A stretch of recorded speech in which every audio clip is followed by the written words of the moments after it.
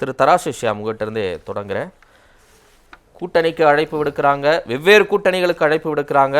ஆனாலும் அதையெல்லாம் சொல்லாமல் அதிமுக ஒருங்கிணைய வேண்டும், இதுதான் என்னுடைய ஒற்றை கோரிக்கை அப்படின்னு ஓபிஎஸ் விடாப்பிடியாக இருக்கிறார். இந்த பதிலை எப்படி புரிஞ்சுக்கலாம் திரு ஷியாம்? 1967 கல்லூரி காலகட்டத்திலிருந்து கூட்டணி அரசியலை பார்த்து வருகிறேன். அண்ணா காலத்து கூட்டணி என்பது வேறு. 67 கூட்டணி, வானவில் கூட்டணி. காங்கிரஸ் கட்சியை வீழ்த்த வேண்டும், எல்லா கட்சிகளும் ஓரணியில் திரள வேண்டும், இது பொதுவாக சொல்கிற கருத்து தான். ஆனா அண்ணா அதை ரொம்ப வெற்றிகரமாக செய்து காட்டினார். அதற்கு பிறகு 2 ஃபார்முலா தாங்க. ஒன்று எம்ஜிஆர் ஃபார்முலா, இன்னொன்று கலைஞர் ஃபார்முலா.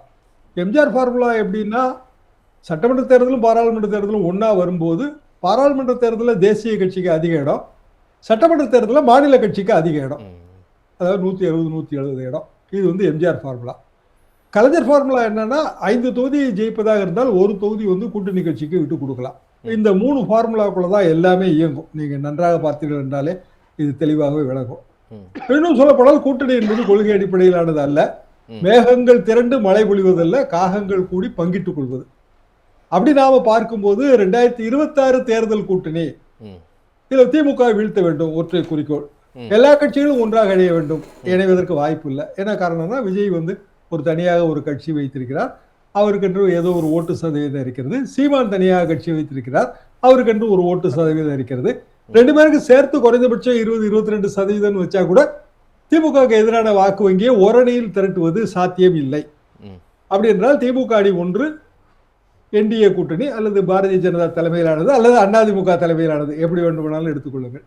இதுல அதிமுகவிலிருந்து விலகி நிற்கும் சக்திகள், விலகி நிற்கும் சக்திகள்னா டிடிவி ஒன்று, அவர் ஏற்கனவே ஒரு கட்சி வைத்திருக்கிறார், 2019 தேர்தலில் போட்டி போட்டு வருகிறார், குறிப்பிட்ட சதவீத ஓட்டு இருக்கு. ஓபிஎஸ் அவற்றை கட்சி இல்லை, அதிமுக தொண்டர்கள் உரிமை மீட்பு குழு தான். புரூடு ஓட்டு சதவீதம் அப்படிலாம் எதுவுமே கிடையாதுங்க. இருப்பதாக சொல்லப்படுகிற முக்குளத்தோர் ஓட்டு வங்கி, அப்படித்தான் நம்ம அதை பார்க்க முடியும். 3வது தேமுதிக, தமிழ்நாடு முழுவதும் ஏதோ ஒரு ஓட்டு வங்கி இருக்கிறது. அது 0.5 இருக்கலாம் அல்லது 1.0 இருக்கலாம். தமிழ்நாடு முழுவதும் ஒரு ஓட்டு வங்கி இருக்கிறது. 500 ஓட்டோ 1000 ஓட்டோ வெற்றி தோல்விக்கு ரொம்ப முக்கியம்.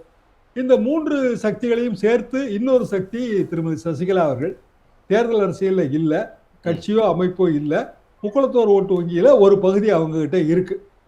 இப்படியான சூழ்நிலையில் அதிமுகவிலிருந்து பிரிந்து இருக்கும் சக்திகள்னா அதுல டிடிவி சேர்ந்தாச்சு, ஓபிஎஸ் சேரணும். சசிகலா அவர்கள் நிலைப்பாடு என்னன்னு தெரியல. ஆனா எடப்பாடி நிலைப்பாடு ரொம்ப தெளிவா தெரியுது. அவர் ஓபிஎஸ்க்கு சசிகலாவுக்கு இடம் இல்லை என்று 100% உறுதி. கூட்டணியில கூட இடம் இல்லையா என்ன? கட்சிக்குள்ள இணையறதுக்கு வேணா இடம் இல்லைன்னு சொல்லலாம். அது டிடிவி தினகரனுக்கே இப்ப நிகழ்ந்துருச்சு. அவர் இப்ப ரொம்ப அண்ணன் தம்பி சகோதரங்கிற அளவுக்கு ரொம்ப உரிமையா பேசுறாரு. கட்சியை மீட்கணும் தொடங்கினவரே கூட்டணியில இடம்பெற்று கொண்டு அந்த அளவுல அவர் ஆறுதல் பட்டுக்கிட்டாரு. இவங்க 2 பேருக்கும் அந்த சான்ஸ் இல்லைங்கிற முடிவுல எடப்பாடி இருப்பாரா என்ன? கூட்டணியில இடம் பெறலாம். சிக்கல் என்னன்னா, 2 பேரோட நிலைப்பாடும் அதிமுக தான். திருமதி சசிகலா அவர்கள் நிலைப்பாடும் அதுதான், திரு ஓபிஎஸ் அவர்கள் நிலைப்பாடும் அதுதான். இன்றைக்கு கூட அதைத்தான் அவர் திருப்பி சொல்றாரு. பிரிந்து கிடக்க சக்திகள் ஒன்றாக இணையணும். அதிமுகங்கிற பேனர், ஆரின் அதர்வேர்ட்ஸ் ரெட்டை இலைங்கிற சின்னம், எம்ஜிஆர் சின்னம், ஜெயலலிதா சின்னம், இதுல அவங்க காம்ப்ரமைஸ் பண்ணணும். திருமதி சசிகலா அவர்கள் தேர்தலில் போட்டி போட முடியாது அப்படின்னா அவங்க ஒரு ஆதரவு குரல் தெரிவிக்கணும். திமுக அணியில போய் சேர்றத அவங்க விரும்பல, பல முறை அதை சொல்லிட்டாங்க. செங்கோட்டையன் தாவேக்காக போனதுல அவங்க வருத்தம் தெரிவிச்சிட்டாங்க. அப்படியான சூழ்நிலையில் இரட்டை இலைக்கு ஓட்டு, அதுல திருமதி சசிகலா அவர்கள் அப்படியான ஒரு அறிக்கை விடுவதற்கு வாய்ப்பு இன்னமும் இருக்கிறது. தேர்தலில் போட்டி இல்லை, ஆனால் எம்ஜிஆரின் சின்னம் அம்மாவின் சின்னம் தோற்று போகக்கூடாது என்கிற ரீதியில ஒரு அறிக்கை வருவதற்கான வாய்ப்பு இப்போதும் இருக்கிறது. அப்படி என்றால் ஓபிஎஸ் அவர்கள் மட்டும்தான் மீதி இருப்பது. ஓபிஎஸ் அவர்கள் என்டிஏ கூட்டணிக்கு போகலாம், அவர்கிட்ட சின்னம் கிடையாது. அப்படின்னா குக்கர் சின்னத்துல நிக்கணும், அப்படி இல்லைன்னா தாமரை சின்னத்துல நிக்கணும். 2மே அவருக்கு காம்ப்ரமைஸ். அந்த காம்ப்ரமைஸ்க்கு அவர் தயாராக இருக்கணும். தாவேக்காக போவதிலேயும் இடைஞ்சல் இருக்கு. ஏனென்றால் இந்த விஜய் புதிய கேண்டிடேட், அவர் சிஎம் கேண்டிடேட், இவர் முன்னாள் முதல்வர், அதான் டிடிவி மறைமுகமாகவே சொல்றாரு. ஆனா 2016 ஜெயலலிதா மறைவுக்கு பிறகு 17 தர்மயுத்தம் நடத்தி ஓபிஎஸ் அவர்கள் அப்போதே அந்த எதிர்ப்பெல்லாம் அவர் தெரிவிச்சிட்டாரு. அதற்கு முன்பே அவர் 2 முறை முதலமைச்சர், 2001 ஒரு முறை முதலமைச்சர், அதுக்கு பிறகு ஜெயலலிதா அவர்கள் மறைவுக்கு பிறகு ஒரு முதலமைச்சர்.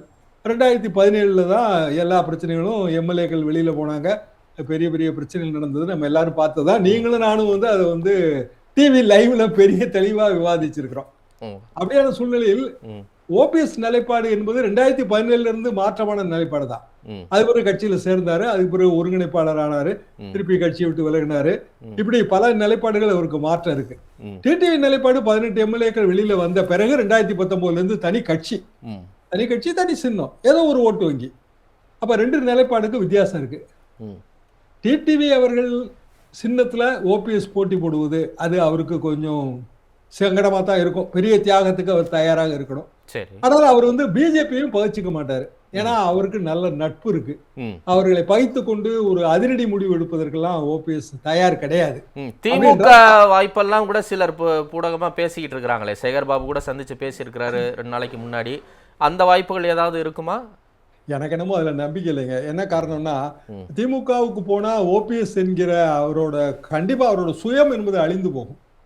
அவரை பொறுத்தவரையில் அவர் அதிமுக பேனர், எம்ஜிஆர் பேனர், ஜெயலலிதா அம்மா பேனர், இரட்டை இலை பேனர், அதை தாண்டி திமுக நேர ஆப்போசிட் பேனருக்கு போகணும். அவரு அது ரொம்ப ரொம்ப கடினமான செயல் ஓபிஎஸ்ஐ பொறுத்தவரையில். மற்றவங்க கூட அந்த காம்ப்ரமைஸ் பண்ணிடுவாங்க. ஏன் இப்ப மனோஜ் பாண்டியன் போகும்போது, வைத்திலிங்கம் போகும்போது, மற்றவங்க எல்லாம் போகும்போது வராத ஒரு சிக்கல் ஓபிஎஸ்க்கு வரும்ன்றீங்க? ஏனென்றால் அவர் முன்னாள் முதலமைச்சர், அந்த ஒரு சிக்கல் தான். அதிமுகவின் முன்னாள் முதலமைச்சர். திமுக பேனருக்கு அவர் போவாராங்கிறதுல எனக்கு தனிப்பட்ட முறையில் அதுல ஒரு சந்தேகம் இருக்கு. பெரிய காம்ப்ரமைஸ்க்கு அவர் தயாரா இருக்கணும். அப்படி இல்லைன்னா ஓபிஎஸ் தான் தேர்தலில் போட்டி போட போவதில்லை. தனக்கு வேண்டியவர்கள் திரு ஐயப்பன் அவர்களோ இல்ல அவரது குடும்பத்தை சேர்ந்தவர்களோ அவர்களுக்கான சீட்டு மட்டும் என்கிற ரீதியில காம்ப்ரமைஸ் பண்ணலாம்னா, திமுக வைத்திலிங்கத்தை சேர்த்ததன் மூலமாக அந்த காம்ப்ரமைஸுக்கு வழி இல்லைன்னு காட்டிருச்சுல. இல்லைன்னா அவங்க வைத்திலிங்கத்தை சேர்த்துடக்கூடாதுல்ல. இன்னும் சொல்லப்போனா 10,000 பேர் அதிமுகவில் இருந்து விலகி தஞ்சாவூரில் முதலமைச்சர் முன்னிலையில் திமுகவில் சேர்ந்தார்கள் அப்படிங்கிற செய்தி எல்லாம் பிரதானம் பெறக்கூடாது. இவர் 2 நாள் 4 நாள்ல திருப்பி திமுக சேர போறாருன்னா, ஒரு வாரத்துக்கு முன்னாடி வைத்திலிங்கம் அவரோட அணி எம்எல்ஏ அவரை சேர்த்திருக்க மாட்டாங்க. எனவே எனக்கு அதுல தனிப்பட்ட முறையில் எனக்கு சந்தேகம் இருக்கு. சரி, அப்ப என்டிஏ கூட்டணியில் மற்ற சின்னங்களில் போட்டியிடுவதற்கான வாய்ப்புகள் இருக்கு இப்ப உள்ளபடி அப்படின்னு நினைக்கிறீங்க? ஆனா ஓபிஎஸ் அவர்கள் உறுதியான முடிவு இது வரைக்கும் எடுக்கல. இன்னும் சொல்ல போனா தை இப்பதானே பிறந்திருக்கு, இன்னும் கொஞ்சம் நாள் ஆகட்டும் சொன்னாரு.